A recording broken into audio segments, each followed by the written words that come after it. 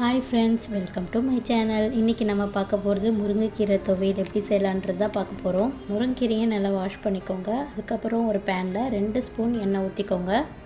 இது கூட 1 ஸ்பூன் மிளகு, 1 ஸ்பூன் சீரகம், 2 ஸ்பூன் உளுந்து, இதையும் நம்ம இதில் வறுத்து எடுக்க போகிறோம். இதில் நல்லா வறுத்துக்கோங்க. இது நல்லா ப்ரௌன் கலர், இந்த கலரில் ஆன உடனே நம்ம என்ன போட போகிறோன்னா, ஒரு கைப்பிடி அளவுக்கு பூண்டு, 2 மிளகாய், 1 கப் சின்ன வெங்காயம், 1 கப் இஞ்சி, ஒரு கொஞ்சமாக கருவேப்பிலை, இதையும் இதில் சேர்த்து நம்ம வதக்கிக்க போகிறோம். அவ்வளோ.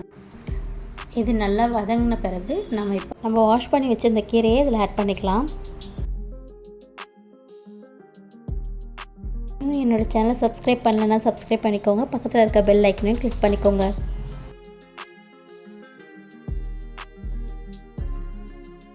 இது ஒரு 1/4 மணி நேரம் நல்லா வதக்கி எடுங்க.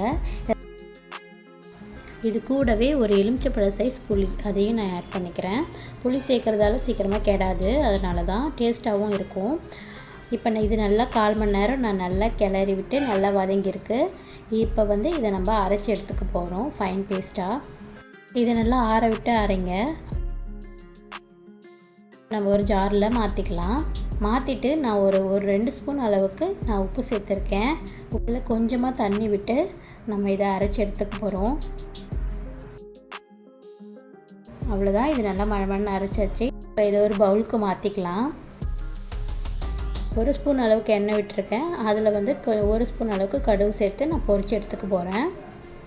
இது நல்லா பொரிஞ்சதும் நான் துவையலில் ஆட் பண்ணிக்கிறேன்.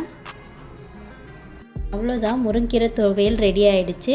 நீங்களும் இதை செஞ்சு பார்த்துட்டு எப்படி இருக்குன்னு சொல்லுங்கள். இது தோசை, சாப்பாடு எல்லாத்துக்குமே இதில் நம்ம சைடிஷாக வச்சு சாப்பிட்லாம். ரொம்ப டேஸ்ட்டாக இருக்கும். இன்னொரு பொறுமையாக என்னோடய வீடியோ பார்த்ததுக்கு ரொம்ப நன்றி. தேங்க்யூ. நெக்ஸ்ட் வீடியோவில் பார்க்கலாம்.